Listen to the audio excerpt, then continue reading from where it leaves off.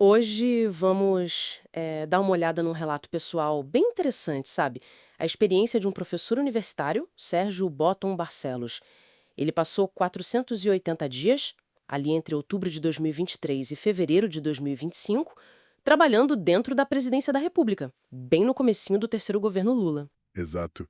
E a fonte disso é a primeira parte de um diário dele mesmo. Ele até descreve como algo, assim, quase terapêutico, sem aquela rigidez acadêmica, né? Sim, ele tem doutorado em ciências sociais, é professor lá na UFPB e já tinha trabalhado no governo federal antes, né? Entre 2011 e 2015. Isso, no Ministério do Desenvolvimento Agrário, Secretaria Nacional de Juventude. Tinha essa bagagem. Então, a ideia aqui é a gente entender melhor, né? O que motivou ele, o que ele esperava encontrar e, bom, o que ele de fato viveu lá dentro, tentando colaborar com o governo eleito com uma plataforma progressista. Pois é, e o ponto de partida é curioso. O autor ele conta que estava, por um lado, um pouco cansado do ambiente acadêmico. Ah, ele menciona isso, cansaço. Sim, fala de intervenção na universidade, conflitos internos, essas coisas. E, ao mesmo tempo, tinha uma vontade genuína de participar, de contribuir nesse novo momento político. Hum. Isso depois de um período bem conturbado, né? Eleição de uma frente ampla, como ele chama, contra o governo anterior, governo esse que ele descreve, é bom pontuar, como tendo aspirações fascistas e golpistas. Entendi. Uma descrição forte que reflete a visão dele do momento. E tinha também o interesse dele como pesquisador de atualizar os estudos sobre políticas públicas, desenvolvimento. Faz sentido. E como foi a entrada dele? Ele se candidatou? Como funciona? Ele usou a plataforma SouGov, aquela oficial, e conseguiu uma vaga na Secretaria de Relações Institucionais, a SRI, SRI, ok. E dentro da SRI? na Diretoria de Acompanhamento da Câmara dos Deputados, a DACA. Focado ali na assessoria parlamentar, mexendo com temas como agricultura, meio ambiente, desenvolvimento regional, temas importantes, sem dúvida. E aí vem a grande questão.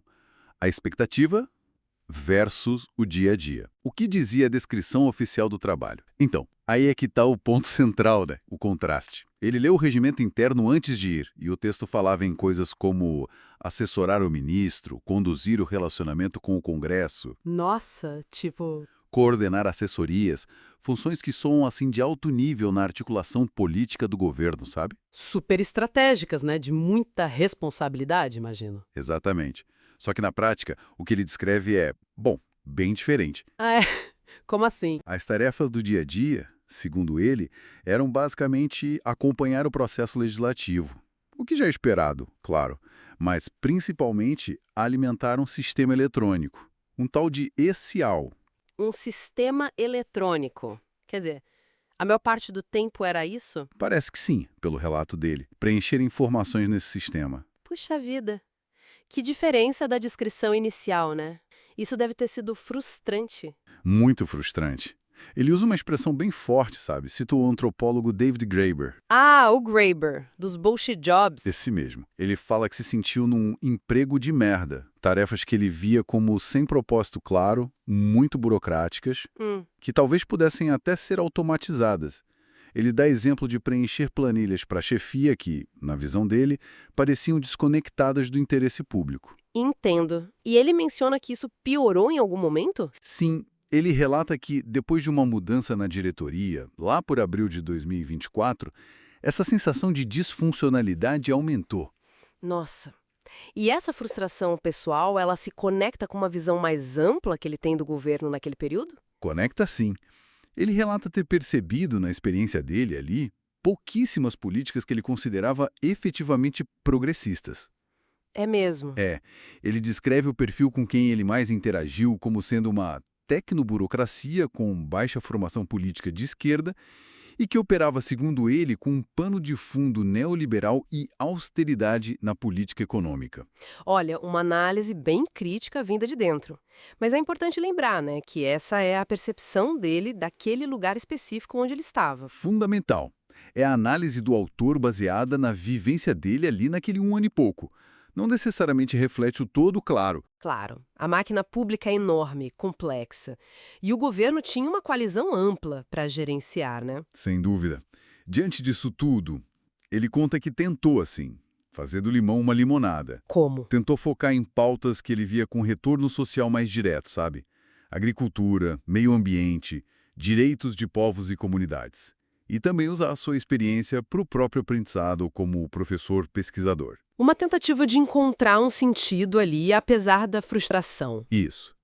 Mas no fim das contas, ele decidiu sair em fevereiro de 2025. Entendi. Então, o relato pega bem essa tensão, né?